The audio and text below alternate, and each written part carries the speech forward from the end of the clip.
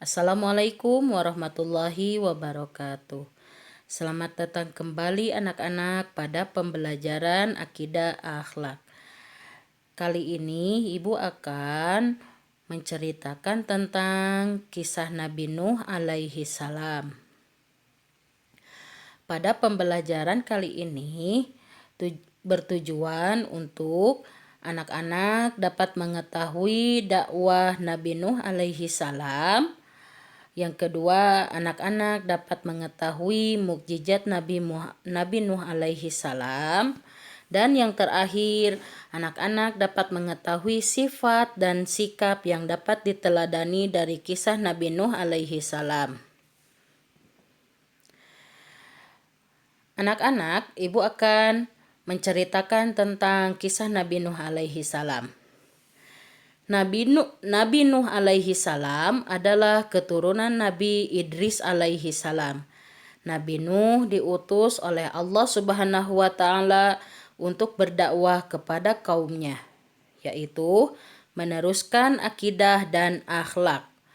Pada masa itu, kaumnya menyembah berhala dan berbuat kerusakan. Kemudian Nabi Nuh alaihi salam mengajak mereka menyembah Allah. Di antara kaumnya ada yang mengikuti ajakannya, tetapi ada pula yang menolak. Bahkan istri dan anaknya yang bernama Kan'an pun menolak dakwahnya. Akan tetapi Nabi Nuh alaihi salam tidak pernah berputus asa. Nabi Nuh terus berdakwah kepada mereka. Bahkan ketika Nabi Nuh sedang berdakwah, mereka sering menyakiti, menghina, dan memerangi dakwahnya.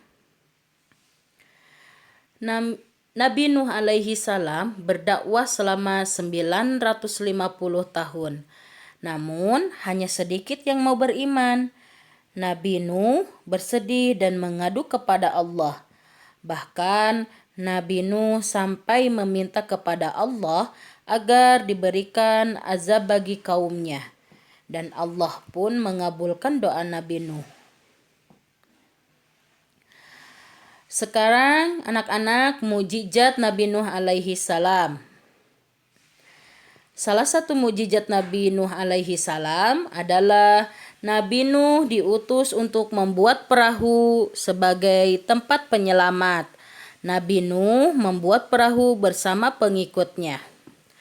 Nabi Nuh membuat perahu di atas gurun Sahara. Mereka bekerja dengan keras siang dan malam. Nabi Nuh membuat perahu itu selama 40 tahun. Perahu itu akan menjadi penolong orang-orang yang beriman. Perahu itu menampung 40 orang laki-laki dan 40 orang perempuan dan berbagai hewan jantan dan betina. Ketika membuat kapal tersebut, Nabi Nuh masih dicaci, bahkan dianggap gila karena tidak mungkin ada banjir besar. Allah mengutus Nabi Nuh dan para pengikutnya untuk masuk ke perahu. Karena azab akan segera datang, saat itu Nabi Nuh merasa kasihan kepada anaknya. Kan'an, Nabi Nuh mengajaknya naik ke perahu. Tetapi dia menolak, sehingga tubuh Kan'an tenggelam diterjang banjir, beserta orang-orang yang menolak dakwah Nabi Nuh alaihi salam. Melihat tersebut, Nabi Nuh bersedih dan berdoa kepada Allah, memohonkan ampunan dan keselamatan anaknya. Allah memberitahu bahwa anaknya telah durhaka kepada Allah dan orang tuanya. Allah menegur Nabi Nuh agar tidak memohonkan ampun bagi orang-orang yang durhaka. Ia hanya boleh memohon ampun untuk orang yang beriman. Nabi Nuh menyesal dan memohon ampun kepada Allah. Anak-anak, Ibu akan menjelaskan tentang sifat Nabi Nuh alaihi salam. Sifat Nabi Nuh alaihi salam yang pertama, Nabi Nuh alaihi salam memiliki hati yang lemah lembut. Yang kedua, sifat Nabi Nuh alaihi salam yaitu memiliki kesabaran dalam mengajak kebaikan. Yang ketiga, Nabi Nuh alaihi salam berdakwah tanpa putus asa.